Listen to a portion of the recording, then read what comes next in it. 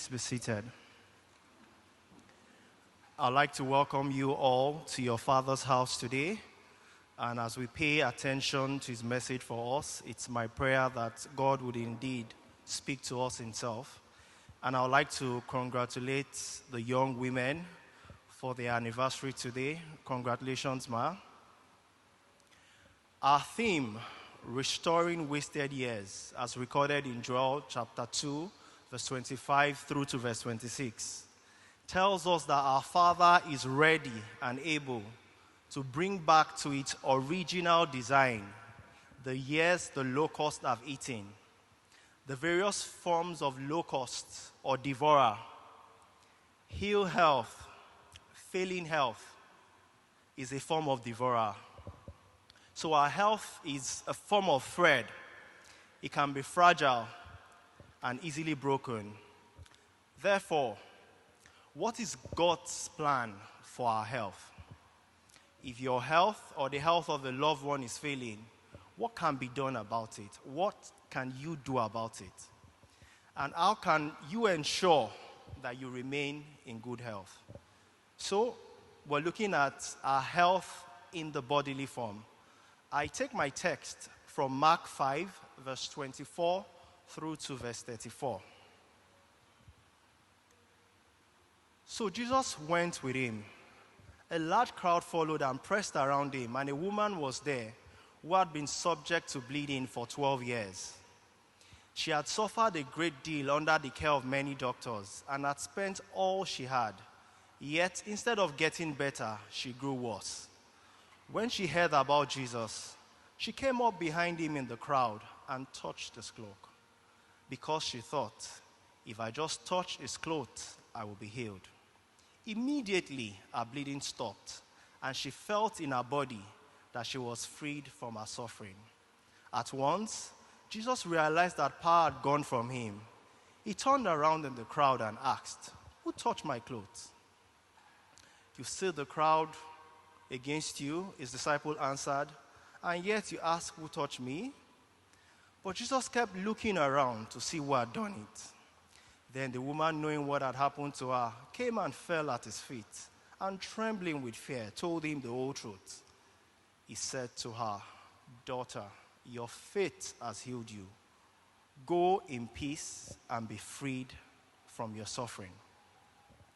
So the background to our text, it's within the larger narrative where Jesus was on his way to heal Jairus' daughter. This woman's story is in between his journey trip. So it was like a sudden sort of story, like something that wasn't planned.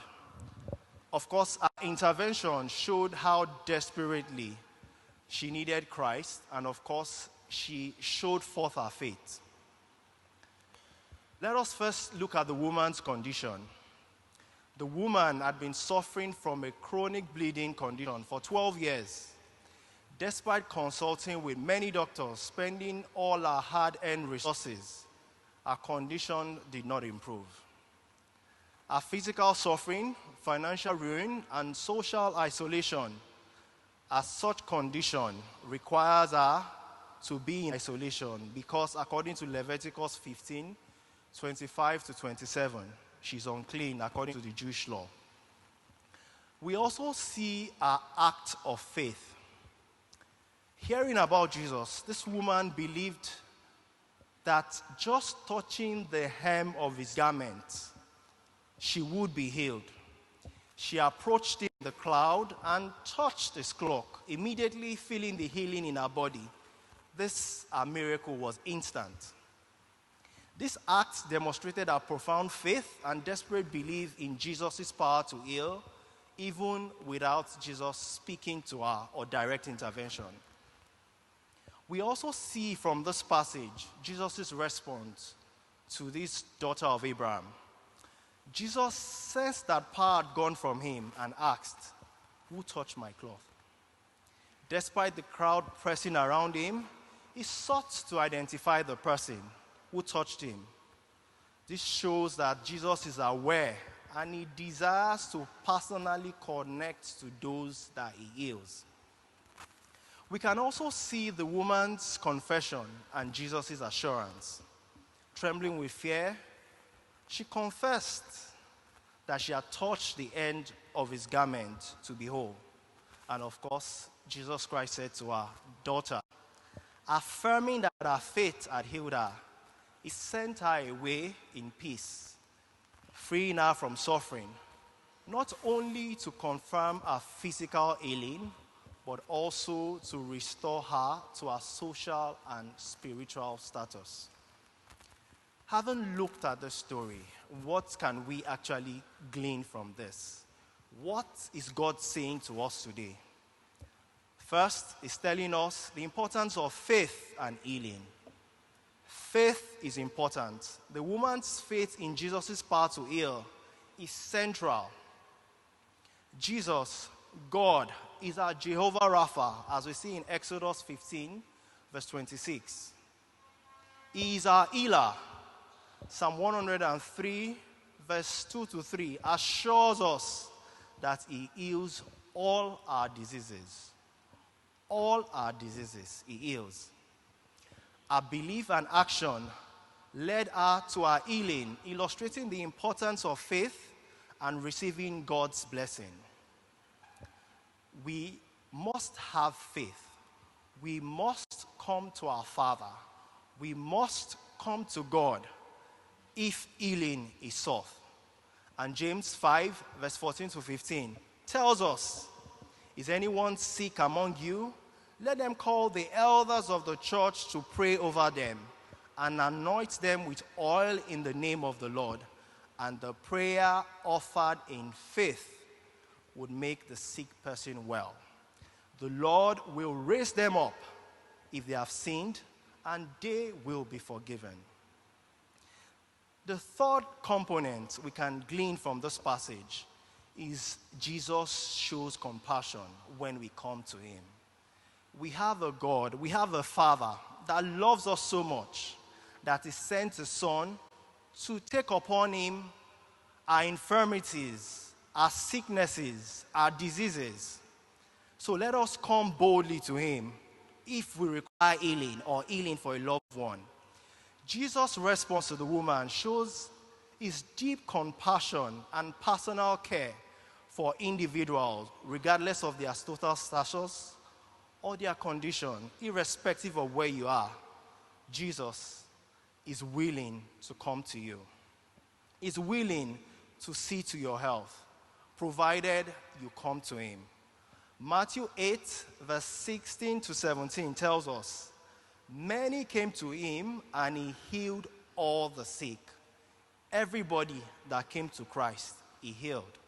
It's my prayer that all that require healing in whatever form or shape, the Almighty God will heal you today in Jesus' name. We can also, looking at the account in 2 Kings chapter 5, verse 1 through 19, we see Naaman's visit to the prophet Elisha for healing. This tells us we need to come to our Father in heaven so that he can heal us. Of course, the third component is actually the manifestation. This is the easy part. This is where we hope to get, or the acknowledgement. By publicly acknowledging the woman's healing, Jesus restored her dignity and brought her back into the community. In the same way, Naaman's servants convinced him to follow Elisha's instruction, leading to his miraculous healing. Studying the miracles of Jesus as a student of Scripture, I have seen components that make miracle happen. And these are the three that I've mentioned. But where a lot of people struggle is in this manifestation. So we need to be attentive to God for the plans he has for us concerning our health. Because we are reminded that the plans he has for us, they are good and not of evil, to give us hope and an expected end. For Naaman, he had to listen to what Prophet Elisha says. What is God calling you to do concerning your healing today? I charge you to listen to the Spirit of God for your healing. Are you in health? you still need to maintain your health.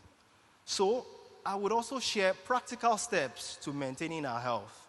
Just as there's morning, afternoon, and night, there are also 3 steps that you can go through in cycles to maintain your health.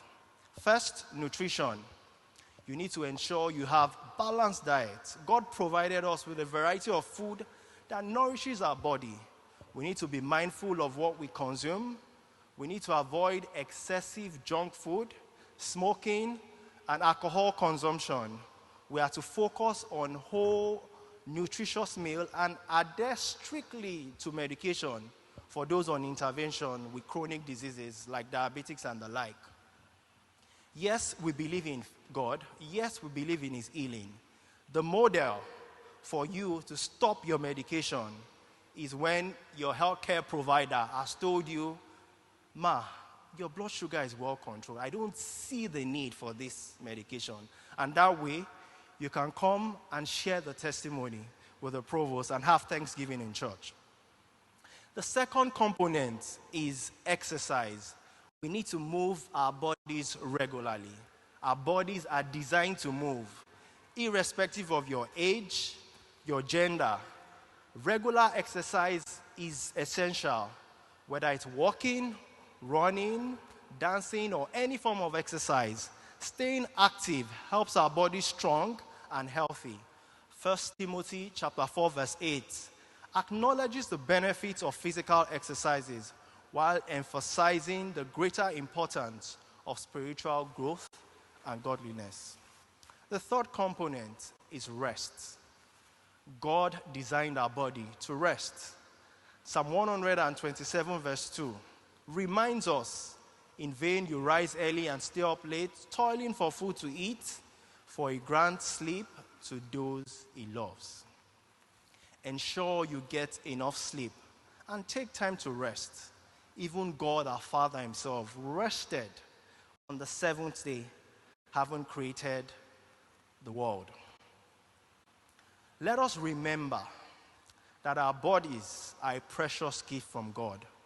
Taking care of our physical bodies, we honor God and position ourselves to serve Him more effectively. Let us commit to making healthy choices and trust God to help us in our journey on this mortal plane. Let us pray.